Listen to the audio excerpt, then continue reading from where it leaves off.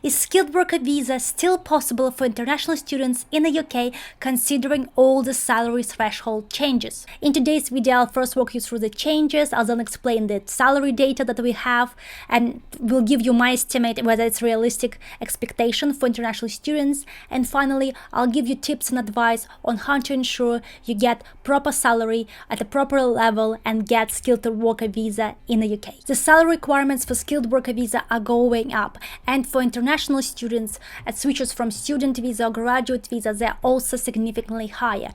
Before 2024 April, you could have got a skilled worker visa if you were just making around £20,160 per year if you're international students switching to skilled worker visa.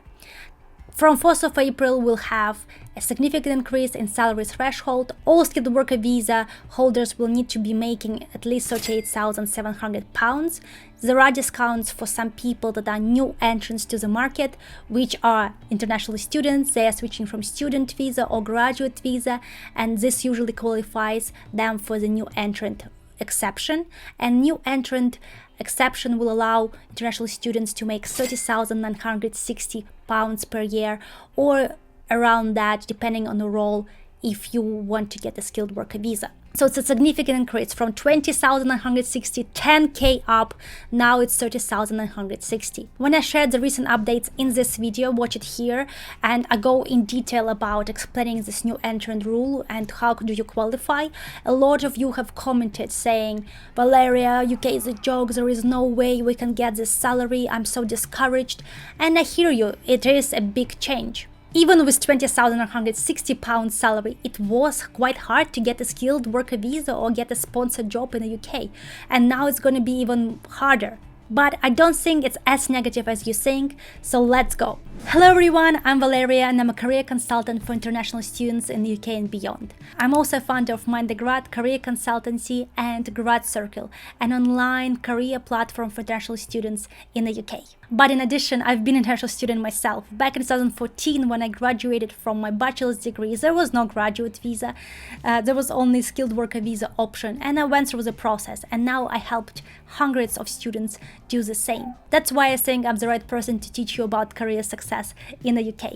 But also, if you watch till the end of this video, I'll make sure you get access to the free training on how to pass a CV screening stage and get an interview in the UK as an international student. I'll share the details in the end of the video. So if you're switching from a graduate visa and most student visas, you will qualify as a new entrant. That means instead of 38,700, you can earn 30,960, or around 70% of the going rate for your role. The going rate is basically the level of salary that the government has decided is reasonable for your position. So let's say you're going for some junior positions. The 70% of the going rate is still going to be 30,960. I have reviewed a lot of positions and junior positions in that threshold. But if you're going for something more senior, let's say head engineer or senior software engineer, your salary requirement might be higher. It's 70% could be higher than 30,960. So in summary, you have to meet at least 30,960, maybe higher for some roles. It might mean that a lot of graduate roles, a lot of international students were getting before these changes would just not qualify. I know a lot of students that got sponsored for salary below 30,960, and it's a big shock. But let's look at some data. I think that, first of all, you have to realize that these salary thresholds are not completely random. They have based these thresholds based on 2023 ASHE data. So basically, it is annual survey for hours and earnings. I'm checking my notes. They have determined the going rate or the new salary threshold based on the median of the data for particular position. So according to the government, it's what people are getting paid in the UK on average or in the median.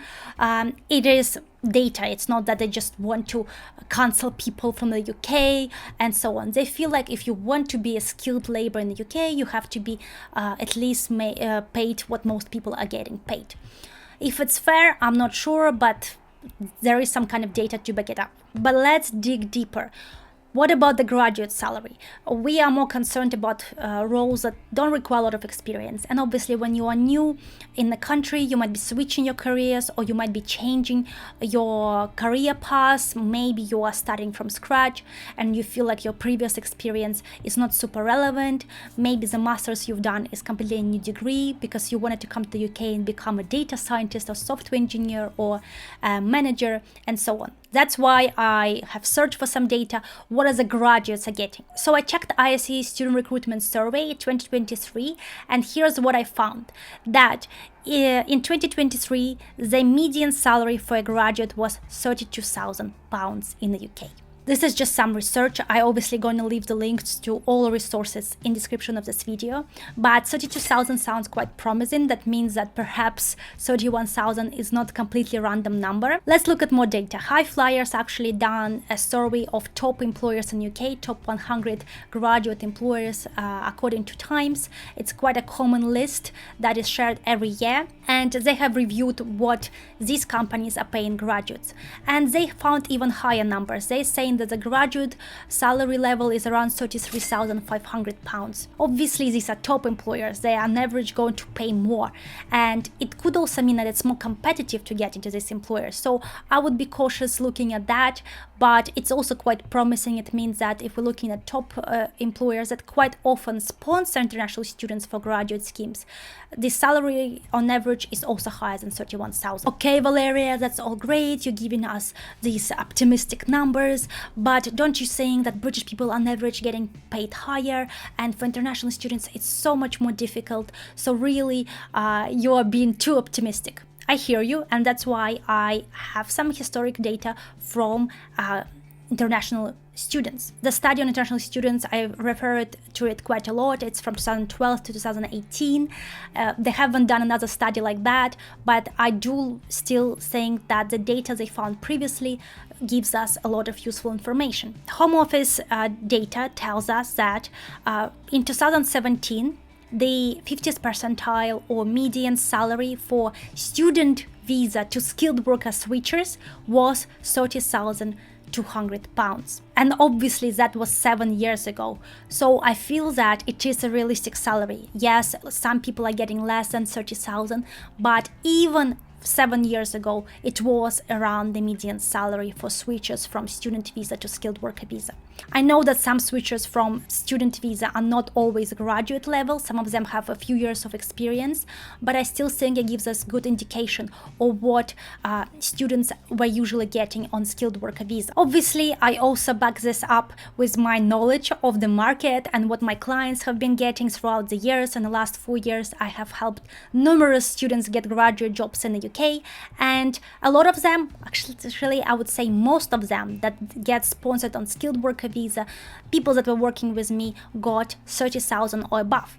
Let's look at some numbers. For example, KPMG is a very big sponsor for international students. You probably know that. I went on Glassdoor, and they do say that the average salary is around 32,000, and it's kind of in line with other big four companies. I think a lot of them for many roles in many locations would pay more than 30,000. Let's look at engineering graduate program at GLR. Quite a popular choice for international students. The salary is 31,000 with some bonuses. So again, it's above 30,160. So some top graduate programs pay that. Obviously, they're more competitive, but it looks like we'll still be eligible to apply for those. But obviously, I am not blind. I look for positions for my clients all the time, and I do help people find jobs on graduate visa. And I know that many roles in many industries do not pay 30,000.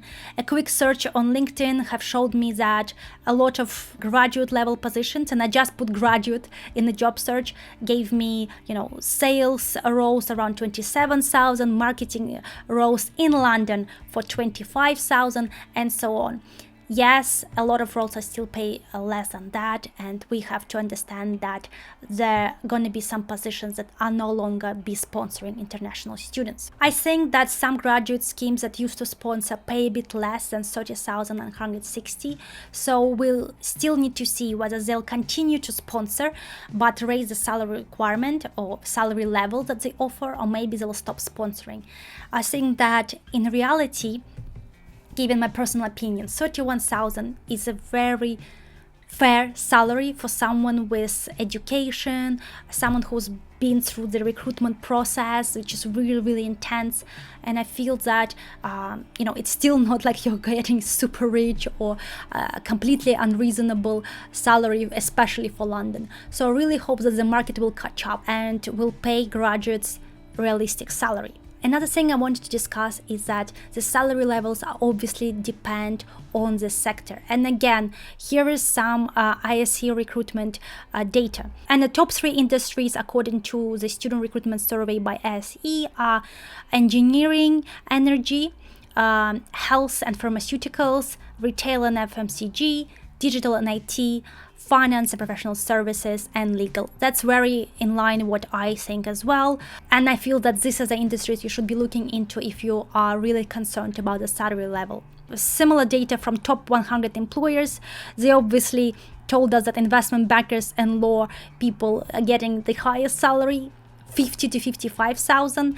Consulting and finance and banking in general is around 47 to 40.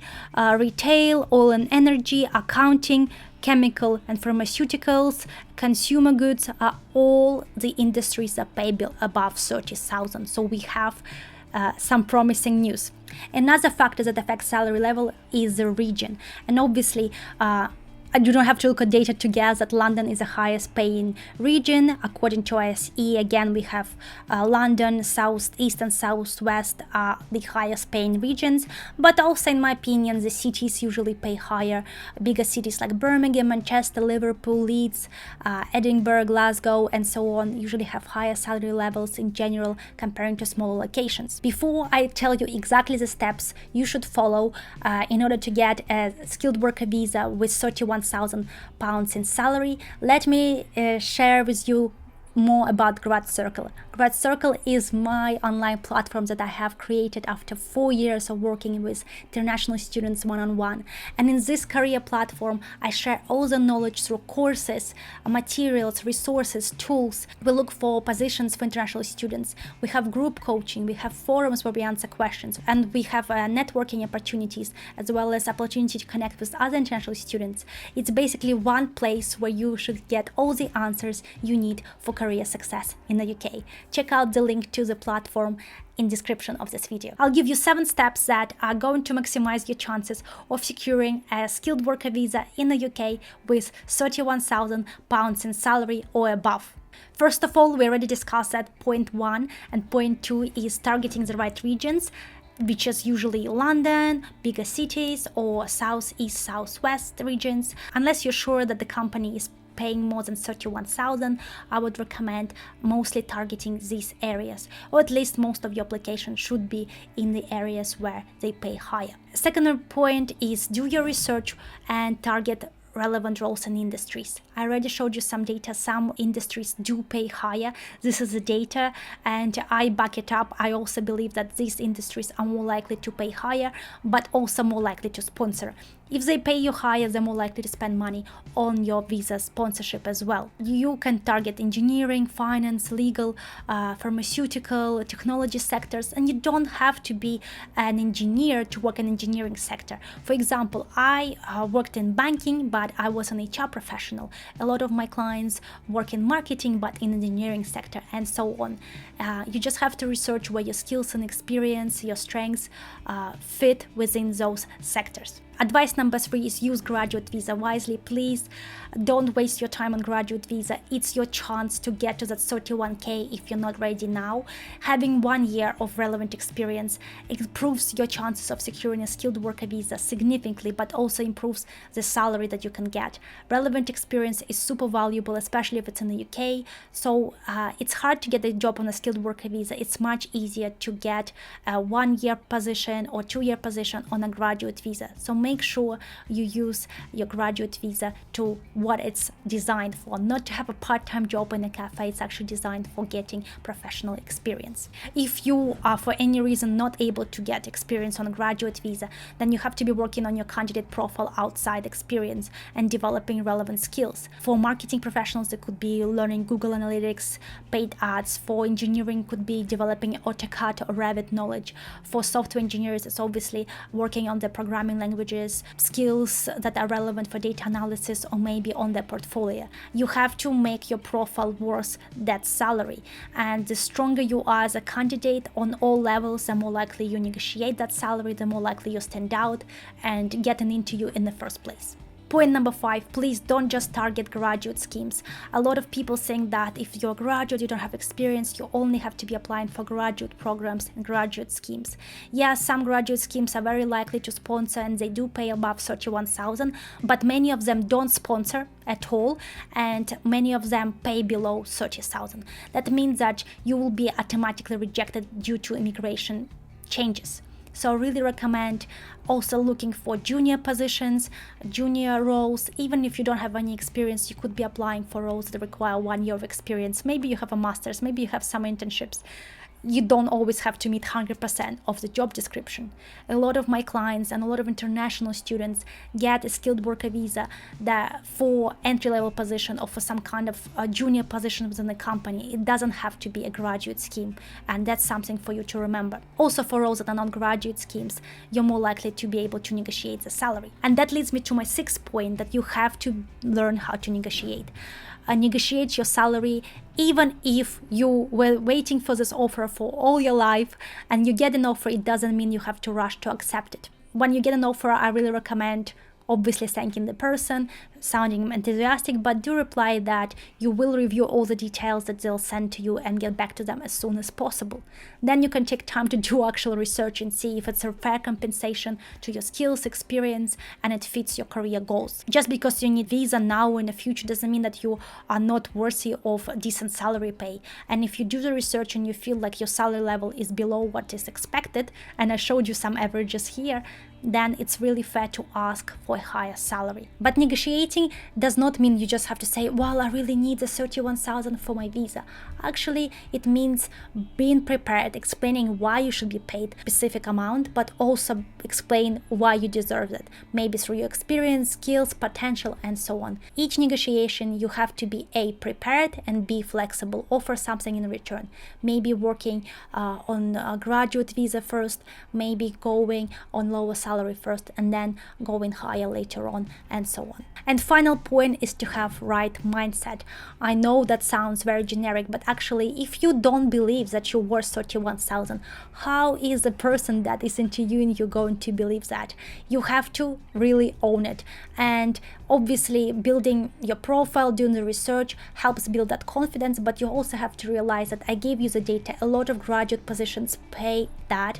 This number is not random. The government tried to give a median expectation in the market. I know that it's still very, very high, but I'm telling you, I've been working in this space for several years. I've been an international student myself, and I think that it's still very realistic. I'm not saying it's going to be easy, but it's still definitely possible for all of you, especially with a graduate visa in hand. And if you're looking to improve your chances of securing an interview in the UK so you can negotiate your visa and salary, make sure you watch my free training on how to pass CV screening in the UK as an international student and get an interview. The link to register for this training is in description of my video and also in the top comment pinned under this video. This training is completely free.